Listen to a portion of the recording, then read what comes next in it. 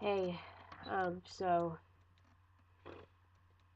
as you can probably tell, I just finished watching the tribute episode of Glee to Cory Monteith, and I can honestly say I couldn't get through the first 5 minutes without bawling my eyes out. And I just thought I'd take this time to maybe talk about my favorite parts of tonight's episode. Um, I think the first one was when Santana kind of lashed out at Sue Sylvester for trying to take down the memorial in front of Finn's locker, which I thought was the most badass thing I've ever seen Santana Lopez do. And I really think that Sue Sylvester deserved it. um, and I think the second one was Rachel Berry's song. I can't remember what it was called, but it was really beautiful. And as I'm looking at all these actors who are trying to lip sync those songs through those episodes, you can tell that they just want to start bawling and crying. Well, actually, I could tell that they were crying while they were recording that. They were trying not to, but I knew they were. And I gotta give props to Leah Michelle for being able to, go through that whole ordeal and, you know, as strongly as she did because, you know, Cory Monteith was not only her boyfriend on but also off screen, and she looked like she really liked him and stuff. You know, as much as you saw all these couple problems get put on magazines, you never really saw that many couple problems with Cory Monteith and Leah Michelle. I think it was because they they had a good, healthy relationship and they just stayed out of the limelight, which I think is probably the smartest thing that you could ever do when you're a celebrity. Um, oh, jeez Louise. Okay.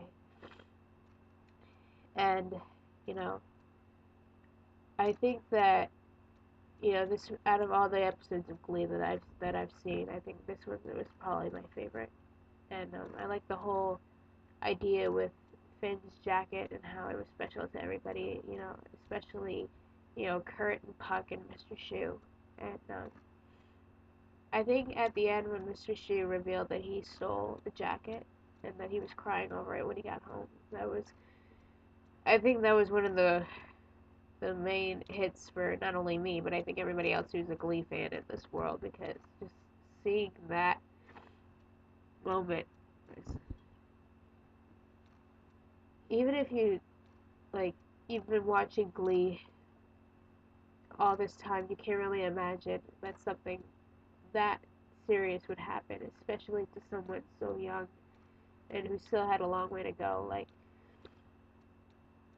so many Glee fans were still expecting so much from the show. Like, was Rachel and Finn gonna get married? Were they gonna get back together? Was he gonna live in New York with her? Were things ever gonna get any better with Kurt and him? And just, but as much as we want this to all be this one big hoax that a paparazzi's trying to make up, we all know it's not. And a bunch of Glee fans, they still can't believe that he's gone, including me. Because funny thing was, I didn't really get into Glee until after I saw a preview of season 3. So when I found out it was on Netflix, I just started watching episodes from day one, and I automatically liked Finn because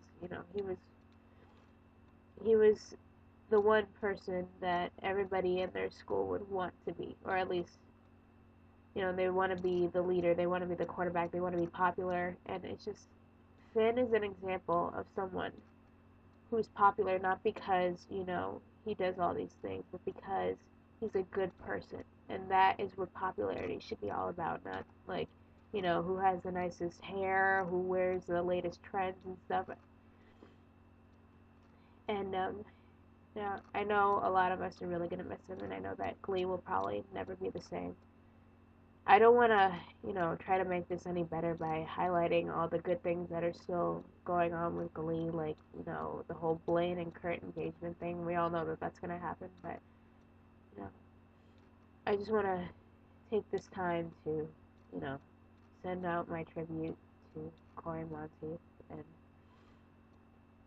and say what I liked about the episode. And I have a feeling that that episode will probably be the most remembered episode of Glee that they ever made. So, I thank you for listening, and just keep subscribing. Bye.